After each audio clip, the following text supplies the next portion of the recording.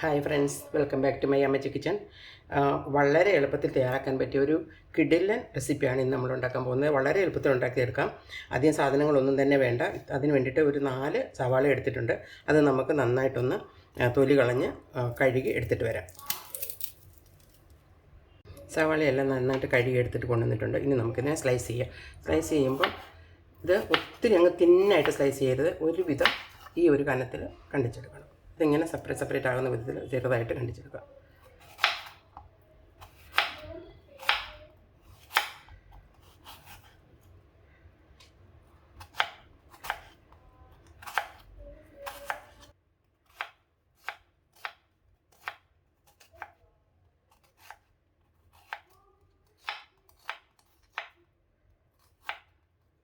സവാളയെല്ലാം ഈ ഒരു രീതിയിൽ ഞാൻ അരിഞ്ഞെടുത്തിട്ടുണ്ട്. ഇതിനെ ഇനി നമ്മൾ ഇത് കട്ട കെട്ടി കിടക്കാതെ നല്ല സെപ്പറേറ്റ് ആയിട്ട് നല്ല തള്ളായിട്ട് കിടക്കണം. അതിന് വേണ്ടിയിട്ട് കൈ കൊണ്ടൊന്ന് ഇങ്ങനെ ചെയ്താൽ മതി. എല്ലാം അങ്ങനെ ആയിക്കോളും.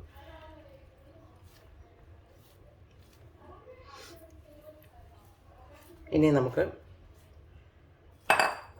ഇതൊരു ബൗളിലേക്ക് ഇട്ട് കൊടുക്കാം.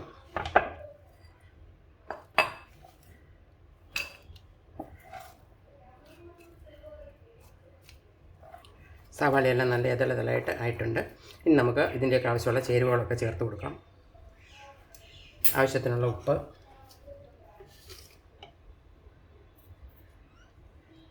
ഒരു പച്ചമുളക്, ഇതിൻ്റെ നീളമുള്ള വലിയ പച്ചമുളക് അത് ഒരെണ്ണം ചെറുതായിട്ട് അരിഞ്ഞത്, ഒരു 2 ടേബിൾ സ്പൂൺ വിനാഗിരി. വിനാഗിരിയും കൂടെ ചേർത്ത് നന്നായിട്ട് മിക്സ് ചെയ്യാം.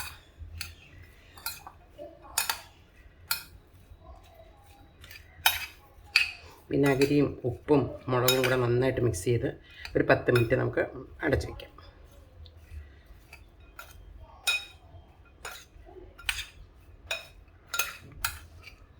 ഉപ്പും വിനീഗറും എല്ലാം നന്നായിട്ട് മിക്സായി.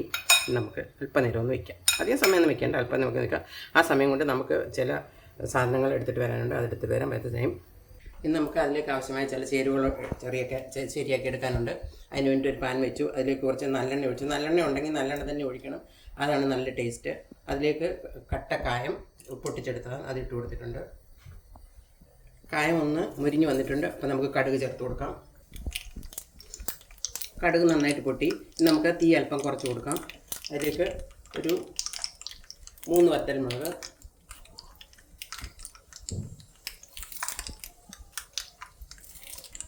ആവശ്യത്തിന് കറിവേപ്പില. ഫ്ലെയിം തീരെ കുറച്ച് വയ്ക്കണം. ഇനി നമുക്ക് ആവശ്യമായ ചില്ലി പൗഡർ ചേർത്ത് കൊടുക്കാം.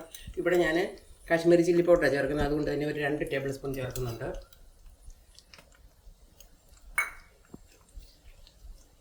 ഒരു 1/4 ടീസ്പൂൺ മഞ്ഞൾപ്പൊടി. ഇത്രയും നന്നായിട്ട് എണ്ണയിൽ ഒന്ന് വഴറ്റിയെടുക്കണം. ഇത് കരിഞ്ഞു പോകാതെ സൂക്ഷിക്കണം. നമുക്ക് തീ വേണമെങ്കിൽ ഓഫ് ചെയ്യാം.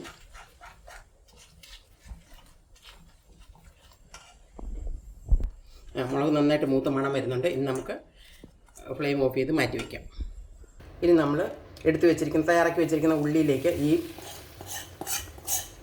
മുളക് പൊടിയും എണ്ണയും എല്ലാം കൂടെ ഒഴിച്ച് കൊടുക്കാം. എന്നിട്ട് നന്നായിട്ട് മിക്സ് ചെയ്യണം.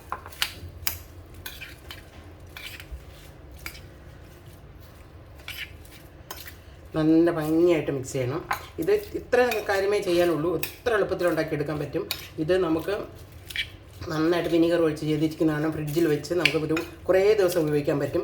അഥവാ നമ്മൾ വേഗം ഉപയോഗിക്കണമെങ്കിൽ ഇത് ഉണ്ടാക്കിയ ഉടനെ ഉപയോഗിക്കാൻ അത്ര ടേസ്റ്റ് കാണത്തില്ല. ഒരു 2 ദിവസം കഴിയുമ്പോഴേ നല്ല ടേസ്റ്റ് വരുന്ന ഈ ഉപ്പും മുളകും പുളിയും എല്ലാം കൂടി ഈ ഉള്ളിയെല്ലാം അങ്ങോട്ട് പിടിക്കുമ്പം ഭയങ്കര ഒരു ടേസ്റ്റ് ആയിരിക്കും. പിന്നെ അഥവാ നിങ്ങൾക്ക് എളുപ്പം കഴിക്കാനാണെങ്കിൽ ഈ വിനീഗറിന് പകരം നാരങ്ങനീര് വേണമെങ്കിലും ചേർത്തുണ്ടാക്കാവുന്നതാണ്. ഈ ഒരു വിധത്തിലാണ് നമുക്ക് കിട്ടേണ്ടത്. ഇത് നമുക്ക് ചോറിൻ്റെ കൂടെയും അപ്പത്തിൻ്റെ കൂടെയും ചപ്പാത്തിയുടെ കൂടെയും എന്തിൻ്റെ കൂടെ വേണമെങ്കിലും സൈഡ് ഡിഷായിട്ട് കഴിക്കാം. ബിരിയാണിയുടെ കൂടെ ഒത്തിരി സൂപ്പറാണ്. ഇതൊരു ഉള്ളി അച്ചാറെന്ന് പറയാം. ഈ വിധത്തിലാണ് ഇത് ഇരിക്കേണ്ടത്. നല്ല ഭംഗിയായിട്ട് വന്നിട്ടുണ്ട്. എല്ലാവരും ഇതൊന്ന് ഉണ്ടാക്കി നോക്കണം. ഇഷ്ടപ്പെട്ടാൽ ലൈക്ക് ചെയ്യണം, കമൻറ്റ് ചെയ്യണം, മറ്റുള്ളവർക്ക് ഷെയർ ചെയ്യാനും മറക്കരുത്. പിന്നെ ഇത് തീർച്ചയായിട്ടും ഉണ്ടാക്കിയാൽ നിങ്ങൾക്ക് ഇഷ്ടപ്പെടും. എല്ലാവരും ഒന്ന് ഉണ്ടാക്കി നോക്കണം. ഇതുണ്ടാക്കിയെടുക്കാൻ വെറും ഒരു 5 മിനിറ്റേ ആയിട്ടുള്ളൂ. ഇനി ഇത് നമുക്ക് എത്ര ദിവസം വേണമെങ്കിലും ഫ്രിഡ്ജിൽ സൂക്ഷിച്ച് വെക്കാവുന്നതാണ്. എല്ലാവരും ഉണ്ടാക്കി നോക്കണം. ഇനി ഒരു പുതിയ വീഡിയോയുമായി കാണുന്നവരെ bye, take care, thanks for watching.